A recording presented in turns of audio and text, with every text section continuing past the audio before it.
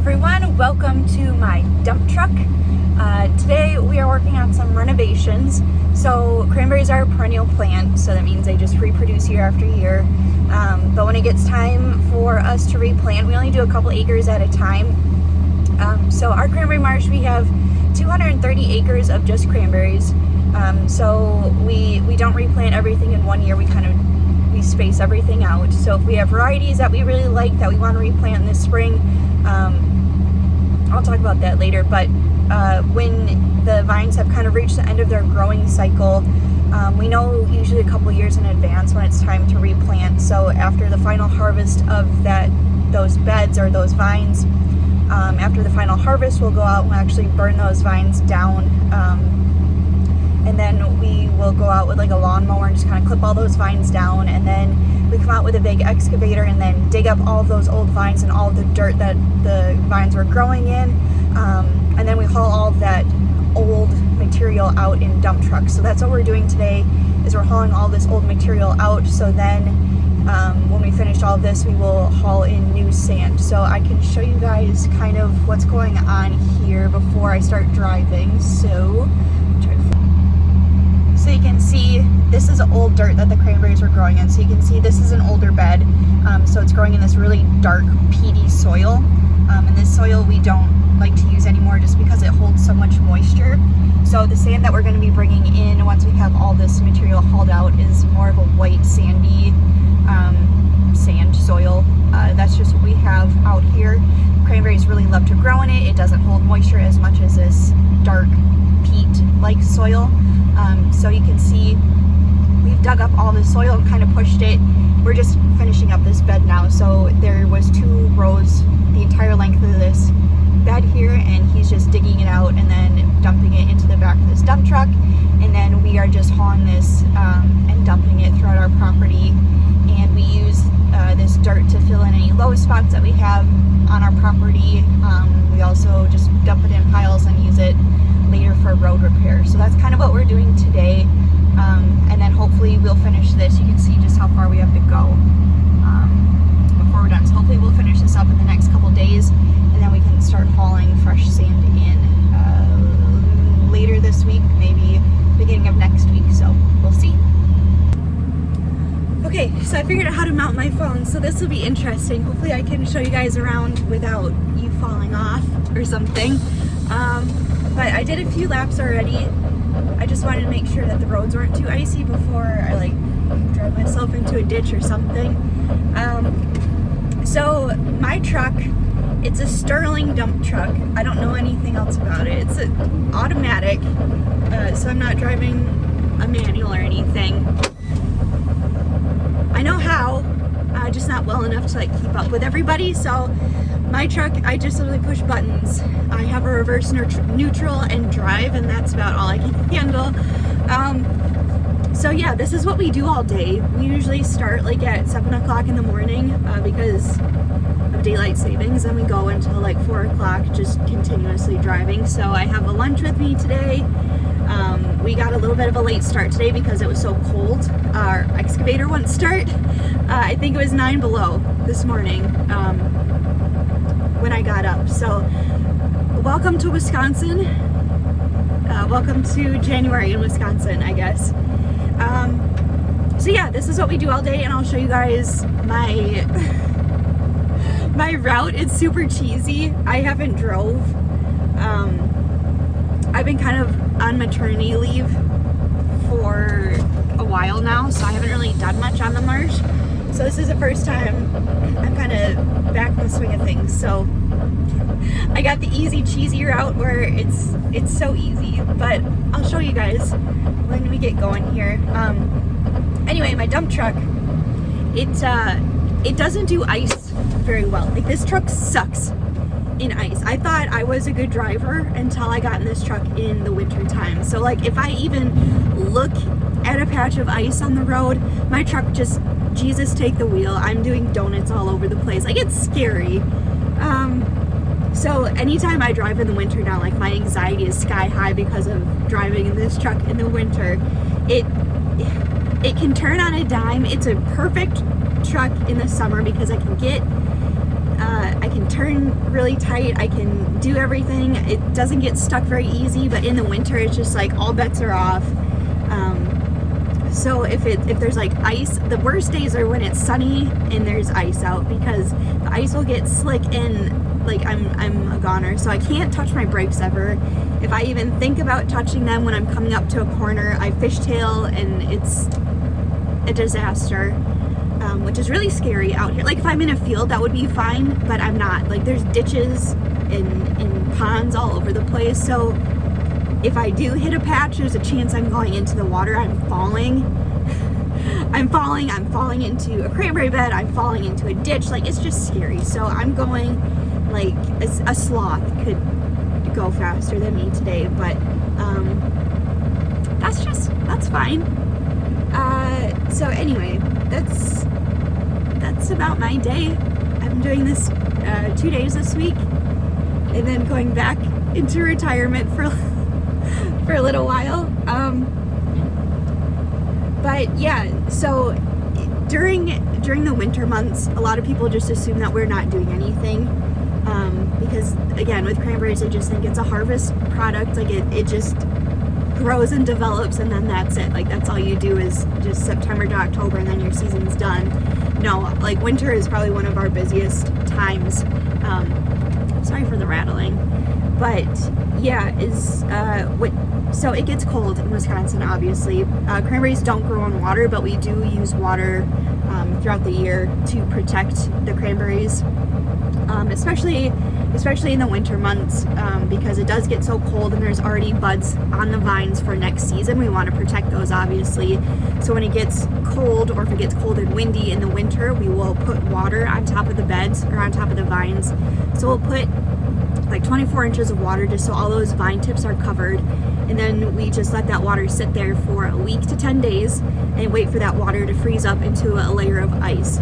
So typically from like 2 feet of water, we get like 6 inches of ice off of that, and then after that week to 10 days, we pull all of that water off, similar to what we do during harvest, and then we just let that ice settle on top of the vines, and that ice will act as a barrier on top of the vines to protect them from getting froze off during these really cold days. And we'll do this process a couple of times throughout the winter until we get about like a foot to 14 inches of ice on top of the vines. And then once we have that, we do this process called sanding.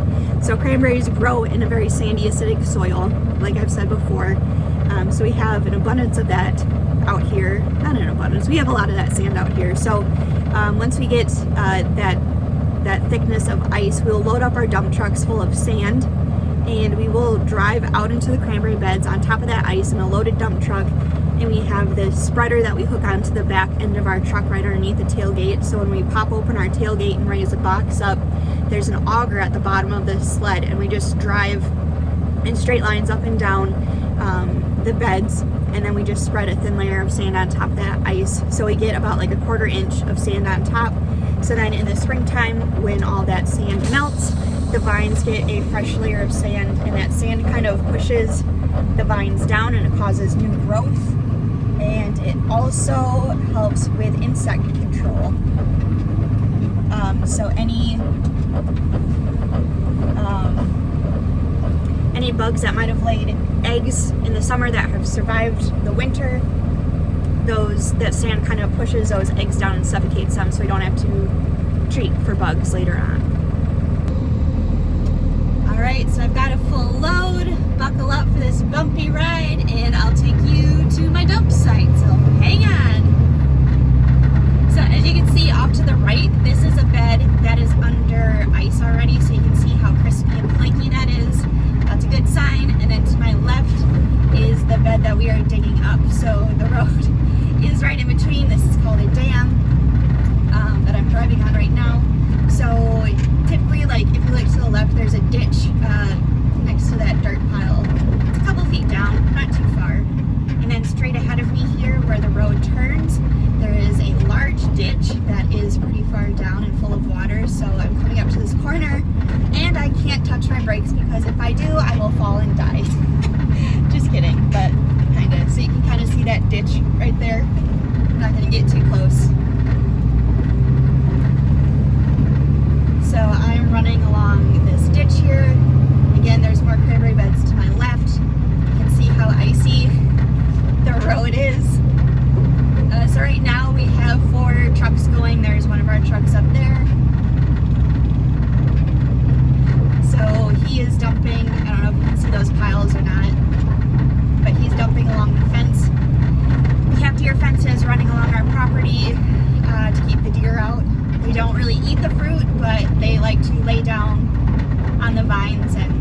squish and cause damage that way. So they're a nuisance. We don't want them in here. So there's a bed straight in front of me. Again, icy corner, don't touch the brakes. Then there's going to be a ditch to my left.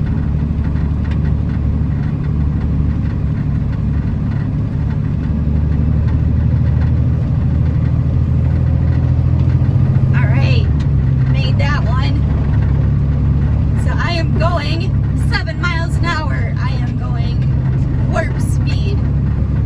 So I'm going up this little hill.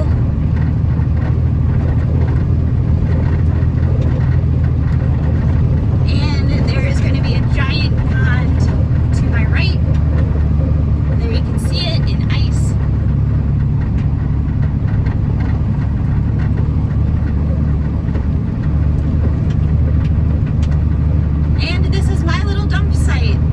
To the left, I have 2 piles here already.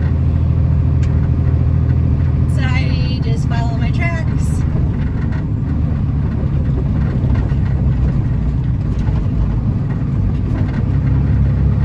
And get myself pointed in the right direction without getting stuck. Don't drive into the pond. Lining up the piles in my back mirrors.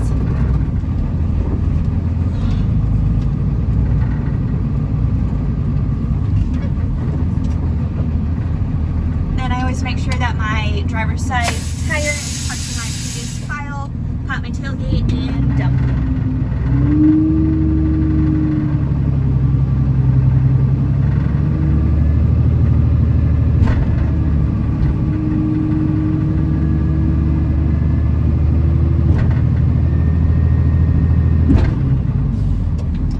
Alright, now hope nothing's left in there. Tailgate to bang, and off we go back to get another load.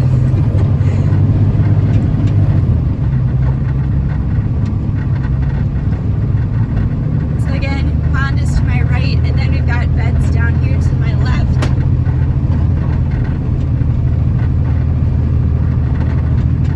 I don't know if you can see it through the bouncing, but this little blue building up here, that is our pump house. So that's how we get our irrigation. So there are engines in there that suck water from this pond here, and then that pushes all the water through irrigation systems on this side in this little block of beds here. So that's what that little blue building is for. So gotta cross these ditches. Around a very icy corner. There's another ditch right in front of me. Still going around this corner, not touching the brakes.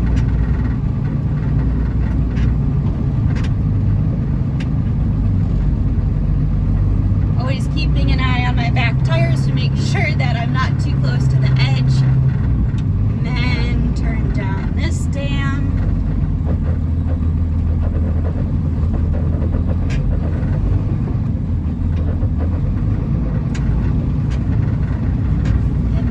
I'm back in line waiting for more dirt. Pretty exciting. So that lap took me approximately 5.5 minutes. And then I will wait in line for probably another 10 minutes to get loaded back up. And I do it all over again. So that's my day. So in case anybody wants to know what kind of equipment we have, our big excavator is a John Deere 250G, I think. And then a lot of our dump trucks are Mack trucks from the 80s. I want to say this red one here is like an 86 Mack. So mine is the newest. Go figure. Mine's an 09 Sterling. Yeah, I think mine was a road truck. It has skinny tires. Everyone else has those big floater tires. But in the winter when we're sanding, I get those big float tires, and that kind of helps me from spinning all over the place too. So I've got 3 Macks in front of me and me bringing up the rear right now. So everyone else has longer trips to make, so I do like a lap and a half to their one. So yeah, that's that. Well, this is exciting. My truck isn't working. I can't get it out of first gear. I don't know what's going on. I have an error code on my dash, and a filter light is blinking, and it doesn't seem like anything is working. Usually when this happens, I have to run it down a blacktop road, just run it hard, run the RPMs up hard, and it kind of cleans itself up. But I can't even get out of first gear to do that, so I'm stuck at our shop. So that's fun. I don't know. I'm just chilling here now. I stopped for lunch. I went to go let our dog out at the house, so I was in park for 10 minutes. Maybe I should have shut it off then, but hopefully I can get it back running. I'm just letting it sit in neutral and kind of see if I can burn some junk off. But yeah, I can't get my RPMs up. I can't go more than 5 miles an hour, so that I'm not useful right now, so that's a bummer. So I'll keep you updated. This might be the end of my trucking journey for this week. Ugh, I'm gonna get yelled at. Okay, I'm back. That was exciting. I don't know what happened there, but yeah, I just couldn't get my RPMs going. I couldn't get out of first gear. Again, I have a manual truck, so it's not like I can just shift it higher. So yeah, I'm back on the course, and I'm dumping in a new spot, so I figured I'd take you guys along with me because the roads are getting very slick right now. So if I spin off the road, then I'll have video proof that you can play at my funeral. So like that. Holy shit.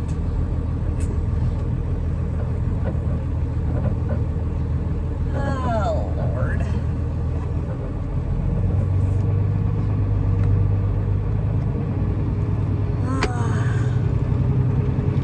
Okay, I'm gonna turn you around now.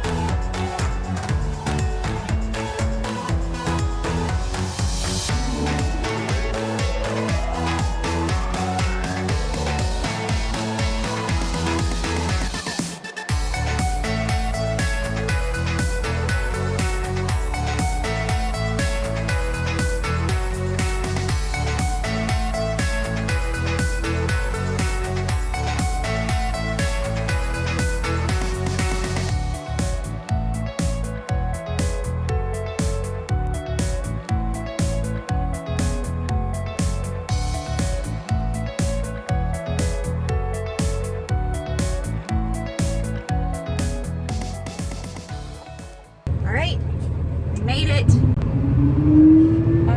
The only scary spot I had was just coming off of the bed there. But this is all pretty fresh snow, so it's not packed down too much right now, which is nice for me, because then it's not so slick. So just dumped first load there. And it took me about 8.5 minutes to get here. So that's nice. A little bit longer trip, more scenic. So it's about 3 o'clock now. I think we only drive until 4 o'clock. So I should be able to get 2 more loads in, at least today here. Then I'm ready to go home. Holy moly, homegirl needs a drink. It's so stressful. I forget how much I hate driving in the snow. I do not like it one bit. So hopefully your day is going a little bit better, not so stressful. And I'm doing this again tomorrow. Hopefully it's not so scary tomorrow.